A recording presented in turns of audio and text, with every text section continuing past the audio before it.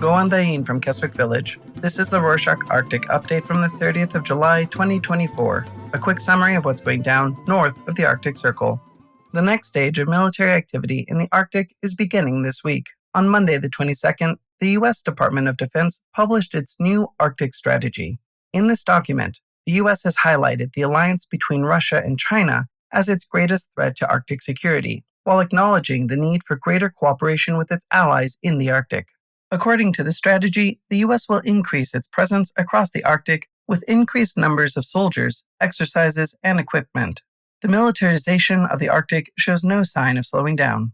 The Russian government responded to this report on Tuesday, the 23rd, stating in a press release that Russia's cooperation with China is not an aggressive move against other countries, but just an act of stability between the two nations.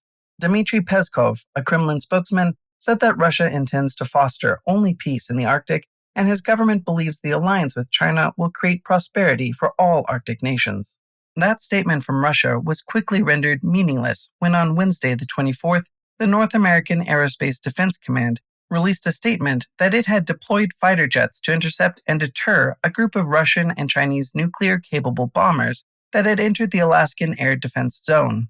A combination of Canadian and U.S. aircraft were sent to remove the threat, showing that the alliance between China and Russia will need to contend with the old partnership of the U.S. and Canada if it wishes to establish dominance in the north.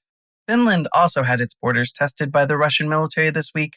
On Friday, the 26th, according to a statement from the Finnish Defense Ministry, a Russian Navy vessel from the Baltic Sea Fleet entered the eastern Gulf of Finland and needed to be escorted out of Finnish territory by a Coast Guard vessel. This comes after 4 Russian military aircraft violated Finland's airspace last month. Since Finland joined NATO in 2023, the relationship between the two countries has soured as Russia continues to test the defenses of neighboring Finland. Yet Finland isn't looking to cooperate with other Nordic nations as it finds itself with a newly aggressive neighbor. On Thursday, the 25th, Elina Valtonen, the foreign minister, told the Finnish parliament that the government is considering withdrawing from the Barents Cooperation in 2024. The Barents Cooperation is an agreement between Finland, Sweden, and Norway to work towards shared goals. However, Finland is implementing heavy budget cuts and views the Barents Cooperation as an unnecessary expense. Valtonen emphasized that while Finland wishes to maintain collaboration with Nordic nations, it aims to shift funding from foreign assistance to domestic investment. Finland is trying to save money, but Canada's government is about to lose billions in a landmark legal case. On Friday, the 26th, Canada's Supreme Court issued a unanimous ruling on an agreement made over 170 years ago between the federal government and its Indigenous communities.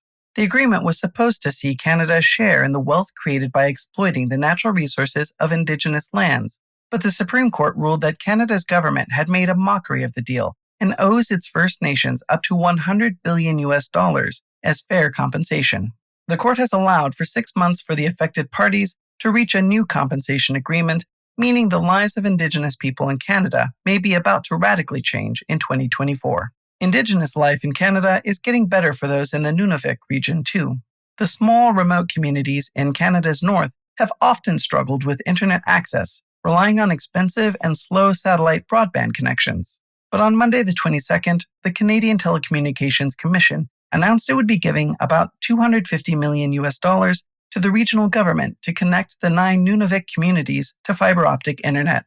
The work is expected to take 3 years, but once completed, all of Nunavik's coastal villages will have a reliable internet connection at an affordable cost. The Indigenous elections in Finland were thought to be over after a year of controversies, but the difficulties continue. The Sami parliament was forced by the Finnish government to rerun its election with 65 excluded voters returned to the electoral register. The election was held last month, and on Monday the 22nd, the Sami parliament revealed that it has received 22 complaints over the new election. The parliament has promised to resolve the complaints by the end of the year, but it is possible another election will need to be held if the objections are significant enough. Life for Arctic animals is not getting any better, though. On Tuesday, the 23rd, the Norwegian Research Council spoke with Polar Journal, the news agency, about an ambitious project that is investigating why Arctic animals in Svalbard and Norway have been suffering from heavy metal pollution. The Metallica project believes that glaciers have been crushing rocks into fine particles, which separates the rock from any metals inside it. Glaciers are now quickly melting, and these heavy metal particles are flowing into rivers and lakes, which then enter the food chain. The study is still ongoing, but if the hypothesis is correct, a modern mystery about metal pollution will have an answer. The famous Arctic animal, the polar bear, had some big news. The Polar Bear Specialist Group, the most important scientific body for the animal, had a meeting on Wednesday the 24th and revealed a new population of polar bears has been identified in Greenland. This small population in southwest Greenland has been identified as one of the most genetically and behaviorally distinct groups of polar bears ever found, avoiding hunting on sea ice and instead finding food in freshwater fjords. They are so isolated they cannot breed with other polar bears, and they behave in such a unique way that in time, this population may evolve into a whole new species of bear. This finding takes the number of distinct polar bear populations up to 20 worldwide and shows us that there is still so much to learn in the vast, remote Arctic. That wasn't the only surprising discovery in Greenland. In research published on Friday the 26th by Sweden's Uppsala University, scientists have discovered a hidden microcontinent in the Arctic between Canada and Greenland. The microcontinent is still loosely attached to Greenland's seabed, but is stuck far below the sea and surrounded by its own oceanic crust. The report acknowledges a lot more research needs to be done to understand exactly how this microcontinent formed and how its existence might impact the geology of the whole region. The Arctic is so mysterious that even a new continent might be discovered. Want to see the first images of this new discovery? The link is in the show notes. Far under the sea, all is not well in the Arctic, though. On Friday the 26th, Greenpeace announced that they had launched a scientific expedition to the areas where Norway is planning to begin deep-sea mining. Greenpeace intends to learn more about the whales and dolphins that live in this part of the Norwegian Sea in order to more fully understand how they will be impacted by the controversial deep-sea mining. The expedition hopes to provide valuable scientific data to the movement to prevent deep-sea mining. A statement against deep-sea mining has received the backing of more than 800 marine scientists. The link to the statement and the argument behind banning deep-sea mining is in the show notes. Let's finish off with some good news.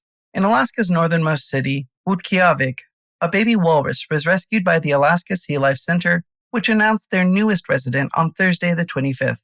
While it isn't known why the walrus's mother left the calf, the wildlife rehabilitation nonprofit described the few weeks old mammal as alert and sassy as they worked to raise the walrus under their care for the next 2 years, before releasing a hopefully healthy adult back into the Arctic Ocean.